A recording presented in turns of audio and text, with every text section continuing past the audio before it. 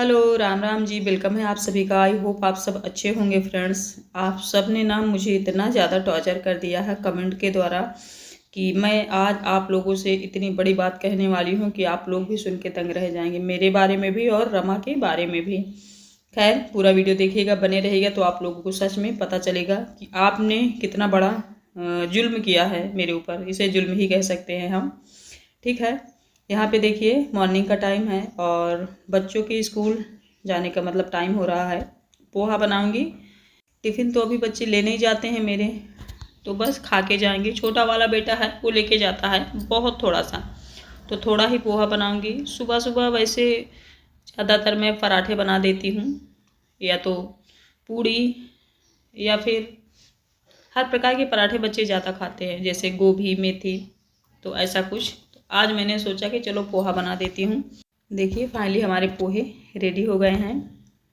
करी पत्ता भी मैंने डाल दिया है, क्योंकि पोहा, रायता, कढ़ी, इन सब चीज़ों में जब करी पत्ता पड़ जाता है ना तो फ्लेवर थोड़ा सा बदल जाता है। तो फाइनली रेडी है, जल्दी से बच्चों को खिला देती हूँ, तैयार करके भेज देती हूँ। उसके बाद फिर घर की सारी क्लीनिंग पड़ी हुई है, सारा काम पड़ा हुआ है। आप सब बोलते थे कि अपना ब्लॉग देखो, अपना ब्लॉग डालो, तो आज मैंने ब्लॉग भी डाल दिया है। ये देखिए सबका मैंने कटोरी में निकाल दिया है फ्रेंड्स। ये प्लास्टिक के कटोरी में मैंने पोहा दिया है। गर्म चीज़ें प्लास्टिक में नहीं खानी चाहिए, भूल गई थी। तो चलिए जल्दी सबको खिला देती हूँ, भेज देती हूँ बच्चों को। सीधे मिलती हूँ आपसे दोपहर में। देखिए दोपहर का टाइम हो गया है, यहाँ मैं साड़ियाँ फोल्ड कर रही हूँ। काफ़ी दिन से ऐसी ही डोरी में टंगी हुई थी। आप सब कहते हो ना कि तुम अपना काम देखो, और कमेंट में इतनी भयानक भयानक बातें आप लोग लिखते हो। कुछ लोग तो बोल रहे थे मैं रिपोर्ट कर दूंगी, तो इन सब चीज़ों में रिपोर्ट नहीं की जाती है डियर। जब हम किसी के लिए गलत वर्ड इस्तेमाल करते हैं, किसी को प्रॉब्लम में डालते हैं, या किसी के लिए कुछ गलत चीज़ें फैलाते हैं, तब हमें रिपोर्ट करना चाहिए किसी के ऊपर। ऐसे नहीं नॉर्मल किया जाता। आप किस उद्देश्य से, किस माइंड से क्यों ऐसा करें मुझे नहीं पता है, बट हाँ, मैंने ऐसी कोई बात ही नहीं बोली है वीडियो में कि आप ऐसा कुछ करें। तो कुछ चीज़ें सोच समझ कर बोला करिए, करा करिए, क्योंकि सबकी एक लाइफ है और उस लाइफ में सबको इतना ज़्यादा घुसने की ज़रूरत नहीं है। ठीक है, आई होप मेरी बात आप समझ रही हैं। है पैसा, है बंगला, है गाड़ी। तेरा शर्माना मेरी जान ना ले ले, इसके आगे सर को झुकाना, जीना मेरा तेरे बिना सारे Someone is कहाँ से आई हो, कहाँ को जाओगी, उधर से आई हूँ, यहीं पे आई। बाप रे। जो कि पिंक पिंक है ना, एक मैरी पिंक साड़ी, हाँ, वो अच्छी लगती है। उसका कलर बहुत प्यारा है, वो आपको पर अच्छी भी लगती है। वो मैं अब ज्यादा नहीं पहनती। इसको मैं हल्दी के लिए ली थी, वही का घसीटना, इसमें घसीटने लगी। क्या ही बोले। फिर और जो आपको चीज घसीटने लगे ना खराब हो जाती है। देखो थोड़ी सी फट गई है, फट उड़ाओ। पिन उनके पास है कहीं, ये देखो। तो ये बताओ महाराज, जब आपको पिन फट जाता है तो आप वो पिन लगाया करो ना। वो साड़ी वाड़ी मैंने फोल्ड करके रख दी है, बहुत दिन से ऐसे ही पड़ी थी। अब देखिए दाल चढ़ा दी हूँ। सुबह मैंने पराठे बनाए थे मेथी के, और थोड़े से स्टफिंग रखी हुई है, आटा रखा हुआ मेथी वाला। तो पराठा चटनी फिर से बनाऊंगी, क्योंकि सुबह ना खुशी जल्दी जल्दी खाई थी एक पराठा, तो उसके लिए मैंने रख दिया आटा। फिर से चटनी बनाऊंगी और पराठा दाल चावल। तो चलिए बने रहिए, देखते रहिए, और देखती हूँ क्या डाल पाती हूँ। ब्लॉग काफ़ी मेहनत वाला होता है, शूट करो, दुनियादारी करो, तब जाकर अपलोड होता है। तो कभी कभी बोलने वाले भी वीडियो बना देती हूँ, आप लोग प्लीज़ देखा करिए। ठीक है, यहाँ मैंने मेथी के पराठे के लिए आटा अच्छे से गूँथ लिया है, और अब बनेगी पराठा और चटनी। ये देखिए बच्चों को मेथी और बथुए का पराठा बहुत अच्छा लगता है, तो ज़्यादातर बना दिया करती हूँ। कभी शूट करती हूँ, कभी जल्दी जल्दी फ्रेंड्स शूट करने का मौका ही नहीं मिलता है। कुछ लोग जो मेरे ब्लॉग से जुड़े उनको पता है, वो लोग कहते हैं कि आप बस एक ही चीज़ बच्चों को बनाती रहती हो, लेकिन कुछ ऐसे बनाती हूँ ना तो जल्दी जल्दी शूट नहीं करती हूँ। अच्छे से मैंने बेल लिया है, जल्दी जल्दी मेथी के पराठे बच्चों को तैयार करके दे दूँगी, वो लोग खाएँगे। और हाँ फ्रेंड्स, आप दंग रह जाएंगे, ऐसी कौन सी बात है जो मैंने वीडियो के शुरू में ही बोला है। वो ये बात है फ्रेंड्स कि अभी ना रमा ना कहीं गई हुई है, ना ही कोई ऐसी वजह है ना वीडियो डालने का, बस मैंने जो बताया था आप लोगों से, बस वही एक रीज़न है। अगर आप लोग समझ रहे हो तो मैं खुल के नहीं बता रही हूँ, तो इसलिए ऐसा कुछ हो रहा है। देखिए मेथी का पराठा भी बन रहा है और दाल चावल भी मैंने बना लिया है बच्चों को, क्योंकि दोपहर के टाइम में जब हम पराठे वराठे बनाते हो तो ये नाश्ता टाइप होता है। तो ये मैंने बताया ना कि कुछ बच्चे खा के गए थे, कुछ अच्छे से नहीं खा के गए थे, इसलिए मैंने अभी दाल चावल भी डाल दिया है, जिसे जो पसंद होगा वो खा लेगा। ये देखिए हमारे पराठे और चटनी रेडी है, सबको खिला दी हूँ। फिर ये देखिए अगला दिन है फ्रेंड्स, और मैं नहा चुकी हूँ। नहाने के बाद मैं बालों को अपने बना रही हूँ, क्योंकि खाना बनाना है। खाना बनाते वक्त ऐसे हमारे बाल खुले रहते हैं तो खाने में पड़ने का डर रहता है, और बाल खाने में मिलना अशुभ भी माना जाता है और नेगेटिविटी का प्रभाव भी माना जाता है। किसी को अगर बाल बार बार थाली में मिल रहा है तो उसको ही कोई प्रॉब्लम है, खाना बनाने वाले को नहीं। ये देखो रेडी हो गई हूँ। आज है फ्राइडे, बाल धुल के मैंने नहा लिया है, पूजा पाठ हो गई है।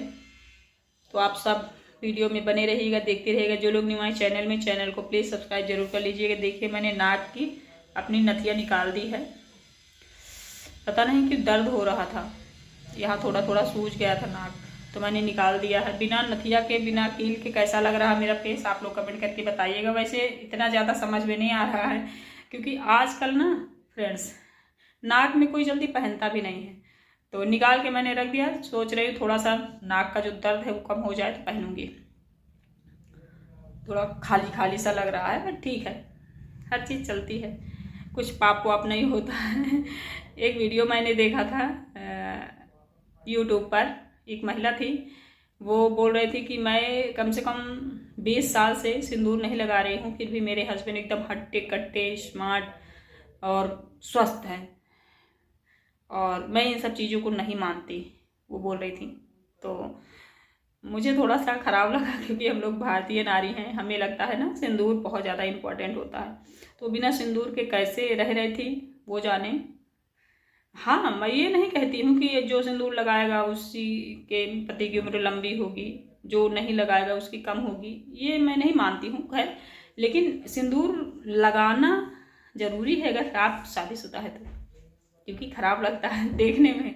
तो ये इतने स्मार्ट नहीं बनना चाहिए हमें कि सिंदूर नहीं लगाएंगे, ये थोड़ा सा एक्स्ट्रा है।